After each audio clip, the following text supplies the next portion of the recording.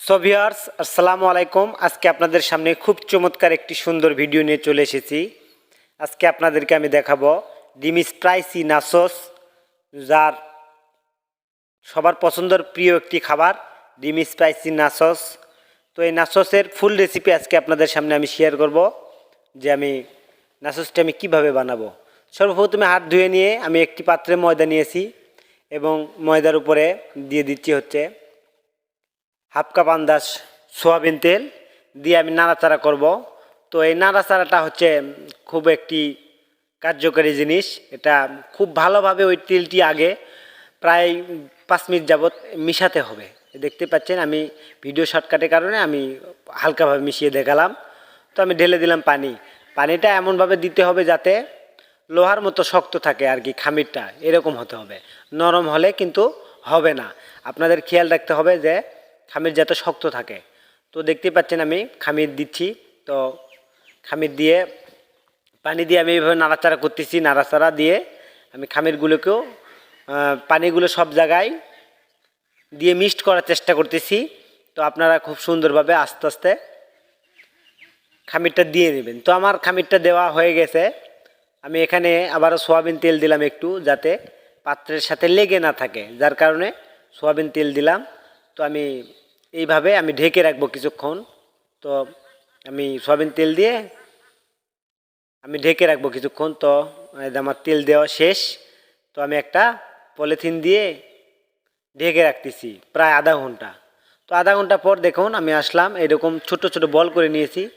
ছোট ছোট বল করে নিয়ে আমি এখন পাঁপড় ভাজবো। এটা হচ্ছে পাঁপড়ের উপকরণটা। এই খামিরটা হচ্ছে মূলত পাঁপড়ের জন্য। তারপরে আমি আপনাদেরকে দেখাচ্ছি।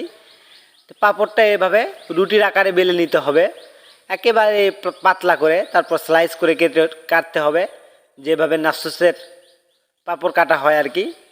আর এবং একটা কাঁটা চামচ দিয়ে এগুলো ছিদ্র করতে হবে, যাতে তেলে দেওয়ার পরে ফুলে না যায়। ছিদ্র করার মূল উদ্দেশ্য হচ্ছে তেলে দেওয়ার পর যাতে ফুলে না যায়। ফুলে গেলে পাঁপড়টা মরমরা হবে না, আর যদি না ফুলে তাহলে পাঁপড়টা মরমরা কুড়মুড়ে হবে। তো দেখতে পাচ্ছেন আমি আপনারাও এভাবে পাতলা করে নেবেন, রুটিতে পাতলা করে নিয়ে কেটে এভাবে কাঁটা চামচ দিয়ে কেটে নেবেন। তো আমি একটি একটি করে তেলে ছেড়ে দিচ্ছি। যদি বেশিগুলো তেলে ছেড়ে দিই তাহলে জমা লেগে যাবে, মানে একটার সাথে আরেকটা লেগে যাবে, যার কারণে আমি একটি একটি করে তেলে ছেড়ে দিচ্ছি। তো তেল একটু বেশি দিতে হবে পাত্রে, কড়াইয়ে। তেল যদি বেশি না দেওয়া হয় তাহলে মুচমুচে হবে না। তো যার কারণে আমি তেল বেশি দিয়েছি, যেহেতু অনেক তেল দিয়েছি। দিয়ে এইভাবে হালকা হিটে ভাজতে হবে, মিডিয়াম, মানে একবারে হাই না একবারে কমও না, হালকা হিটে, যাতে পাঁপড়টি পুড়ে না যায় আবার মরমরা হয়, মুচমুচে হয়।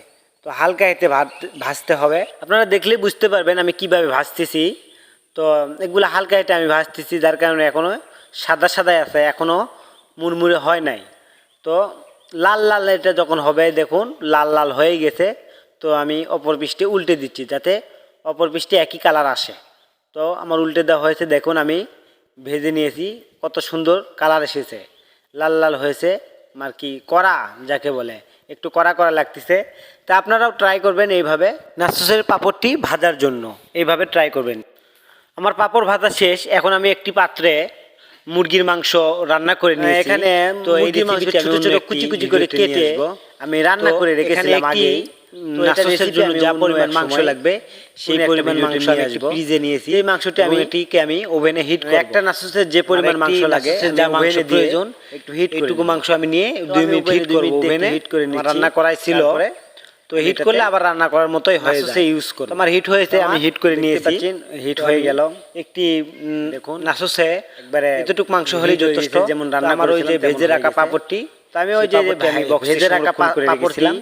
তো আমি একটা ওয়ান টাইম প্লেটে আমি প্রথমে একটু টমেটো সস, একটু মেয়োনিজ দিয়ে 3-4 টুকরো মাংস পিস দিয়ে আমি পাঁপড়গুলোকে সাজাইতাছি। তো আপনারা দেখতেছেন আমি কিভাবে সাজাই, আপনারা একটু লক্ষ্য করবেন। তো এখানে মিউনিসটি একটু বেশি ইউজ করতে হয়, কারণ আমাদের মিউনিসটি হচ্ছে অনেক টেস্টি, যার কারণে মিউনিস অনেক পছন্দ এবং আমাদের এই খাবারটি অনেক সুনামধন্য খাবার। তো দেখতে পাচ্ছেন আমি এইভাবে সাজিয়ে নিচ্ছি। প্রথম লেয়ার হয়ে গেছে, পরে আরেকটা লেয়ার দিচ্ছি এবং এইভাবেও এই লেয়ারেও আমি টমেটো সস দেব এবং মেয়োনিজ দিব এবং মাংস দেব। দেওয়ার পরে এইভাবে এই লেয়ারটি পূরণ করব।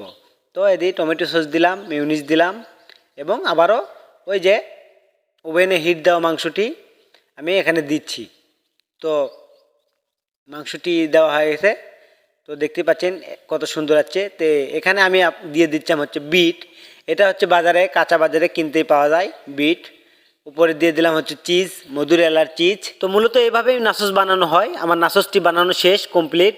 এইভাবে আপনারাও নাসস বানাতে পারবেন। রেস্টুরেন্টে 200-250 টাকা দিয়ে কিনে খাওয়ার চেয়ে বাসায় এইভাবে খুব সহজে আপনারা নাসস বানাতে পারবেন। সবাই ভালো থাকবেন, আবারও নতুন কোনো এক ভিডিওতে দেখা হবে ইনশাআল্লাহ।